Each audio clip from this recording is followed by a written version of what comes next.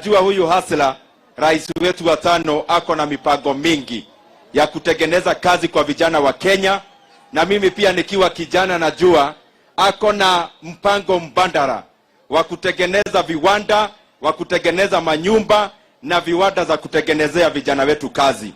Ya pili, Mheshimiwa Deputy Rais, mimi wacha nikwambie nikiwa hapa Kikuyu, Kiambu Mount Kenya region, tumeona ile madharau umefanyiwa pale siku ya leo.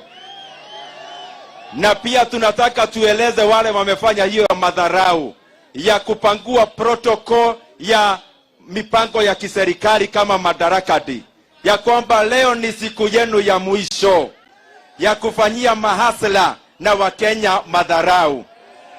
Hata kama rais wetu wa tano hajapewa nafasi aongee pale siku ya leo, wewe unapewa nafasi ya kuongoza Wakenya wote from the 9th of August.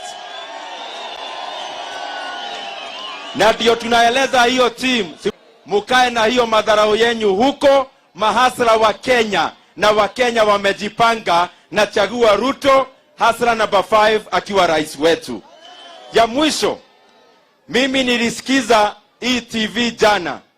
Iko mtu anaitwa Kebisho alienda kwa TV jana akiropokwa maneno hata haelewi. Tumekuwa Kirinyaga siku ya Sunday na watu wa Kirinyaga wamemwambia hawamjui atebe. Ameenda kuropokwa maneno sijui ya NIS na opinion polls. Mr. Kebisho, we know you are setting your project on a path of rejecting results on the 9th of August. Nataka nikueleze wewe umeiba pesa ya umma. Umejeka Kahawa West yote ni kama yako. We know you want to protect your interests and those of your masters. Wacha kuanza kupiganisha Wakenya juu ya uchaguzi.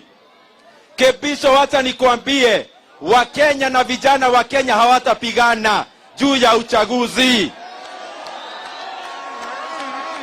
Tunajua munapatisha hiyo project yenu hivi kidogo, ndio akishindwa na William Ruto aseme hajashindwa, aanze maneno ya kurusha mawe. The youth of Kenya are not available for demonstrations. Ukishindwa uenda nyumbani. Kama hutaenda nyumbani, tunakuweka kwa Uhuru mpaka bodo direct. Wakenya tumeamua. Tumeambia Kebisho aache kupiganisha Wakenya. Tumeambia Kebisho hakuna handshake. Wewe tinga, wewe kitendawili. Ukishindwa 9th of August, this time there is no mkatenusu. This time there is no handshake. There is only one thing available for you. A wheelbarrow to take you to Bodo. Asanteni sana, Mungu awabariki.